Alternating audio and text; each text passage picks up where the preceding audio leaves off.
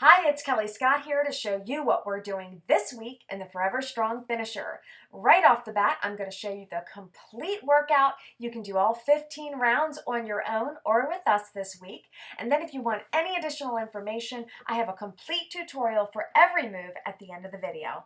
Let's get started. Each movement in this week's finisher will have a theme for all 3 rounds. Round 1 and 2 are single leg or staggered stance. Here I'm moving up and down the agility ladder in a staggered stance. And round 3 will be either a 2-legged version or an alternating leg variation. And the battling ropes, round 1 will be a staggered stance or a single leg stance. Round 2, we're going to move to your standard 2-leg variation. Round 3, we're using the medicine ball. Staggered stance variation is either a pulse or a staggered stance hop. Lower impact, you're going to rock it out, just like a rocking horse. Round 3, we're going to switch to our alternating leg, moving side to side, really pulling those knees up with medicine ball. Then the jump ropes, we're going to bring with a staggered stance for round 1 and 2, and standard variation or a skip for round 3.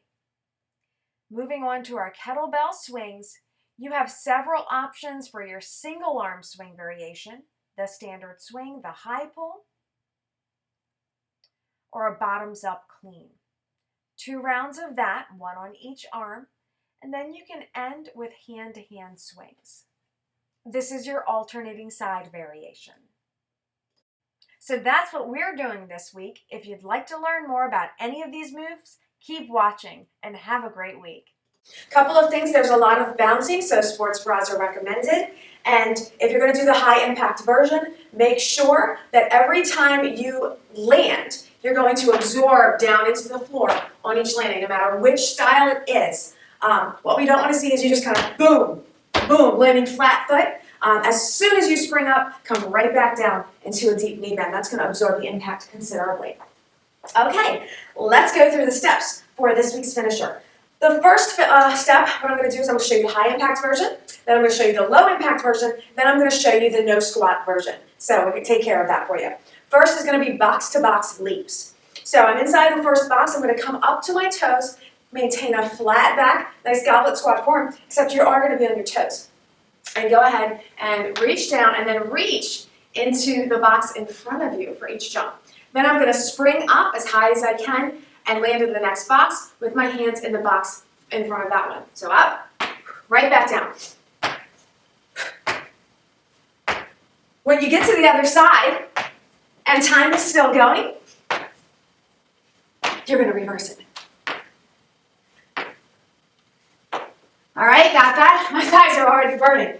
All right, low impact version is going to be more like a skip. So you're just going to skip into the box and then go ahead and do your reach. Get a little more out of it by putting your arms up. That'll make it more metabolically challenging. So I'm just going to skip, tap, skip, tap, skip, tap. I'm still reaching into the box in front of me, but I'm just doing a 1-2 step so that it's really low impact. And again, reverse it.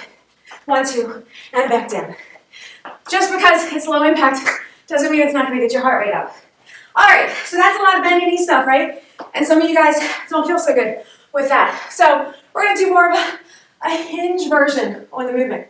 So instead of squatting down, I'll show you from the side. You're going to stand up your heels, but you're going to hinge back and reach. All right, so let me show you here. I'm in one box. I hinge back, reach. Then I'm going to do kind of a thrust forward, hinge back, hinge back. I'm popping my butt back every time, and same thing. When I get to the front, I'm going to reverse it. Hands come up. Reverse feels a little weird.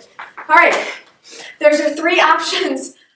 The next round is jumping lunges with a reach. Notice my starting position. Right foot is in the front box. Left foot is in the box behind that with my heel elevated. I'm in my staggered stance position, kind of like a kickstand back there. Keep your back tall while you pounce to the next box, and then after my pounce, I'm going to go ahead and toe touch.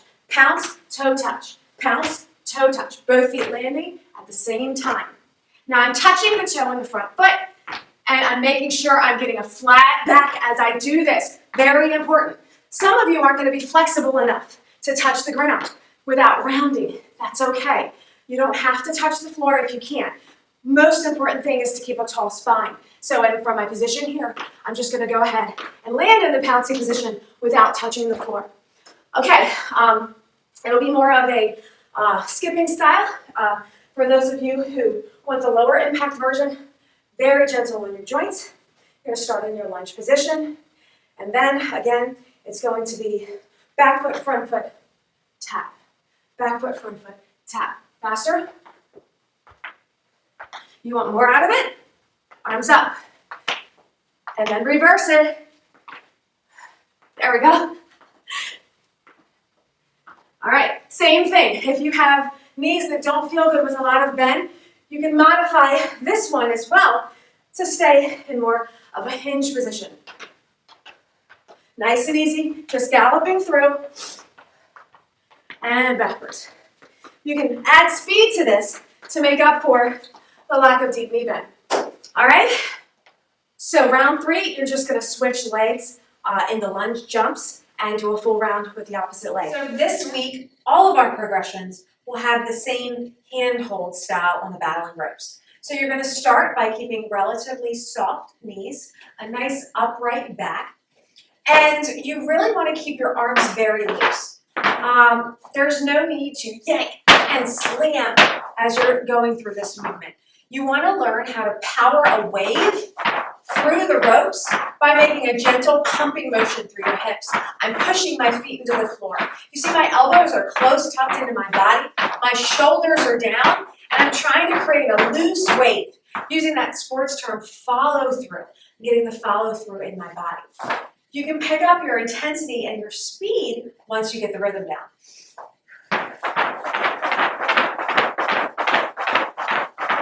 With this variation, you're trying to get a wave pattern that's going to hit all the way at the end of the rope and even start to wave back.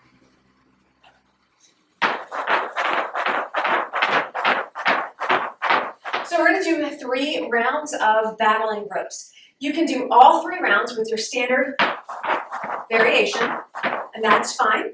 If you'd like to progress it to a single foot stance on round 2 and 3, I'll show you how to do that.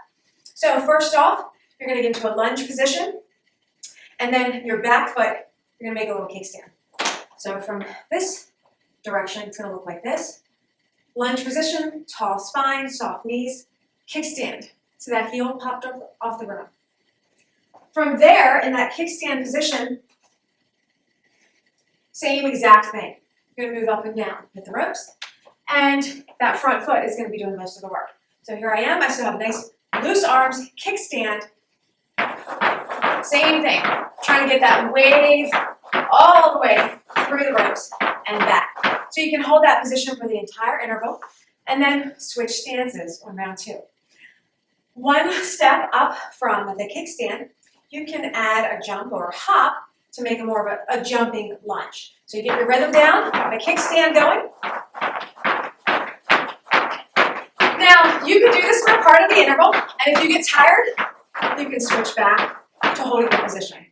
So, the next variation is going to be a single leg variation. Just bring your knee right up into your chest. Keep this stabilizing leg or the working leg down. And then go ahead.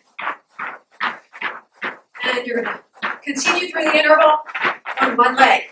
If you get tired, or you start to lose your balance, you can either switch, regress it to your staggered stance variation, or bring it back to 2 feet. Using a medicine ball or the weight of your choice, start with a lunge position. Knee behind the toe. Do not let your knee, that front knee, come forward beyond the toe, or you're going to have some pain. Once you got the pulse down, you can start to add a little jump here. And then the next variation, the rocking horse, it doesn't require much balance at all. You're going to pull that front knee up towards the ball and do a little heel kick in the back. So that's round 1 and 2. For round 3, you're going to switch to a wide stance, really wide here. you're using a side-to-side motion as you're pulling your knee up towards the ball. As you get tired, you might slow your pace. You can even bounce that ball off your knee. It's going to be your standard jump rope version. Keep your arms relatively loose from the elbows down, and keep your elbows as close to your body as possible. Number one problem with jump ropes is people do that. They flail their arms, or they jump way too high and just throw off the cadence. You only need to lift your feet off the ground high enough to get that rope through. All right, so that's the rule on that. 2 feet version is going to be your standard skip. All right, now you're going to do this for 30 seconds, and if you want a lower impact version, you're going to skip a more of a gallop. This is going to be your lower impact version. If at any time you feel like you can't do the jump ropes, just do the ladder again. All right, next round is going to be your staggered stance. Right foot in the front, left foot in the back with a kickstand, just like on the ladder. All right, from side for time. Okay, what's your lower impact option? Same thing, a rocking horse, just like we did last week. So, right foot forward, get it started off, and there you go. Nice and easy. You can add speed as you get the rhythm down.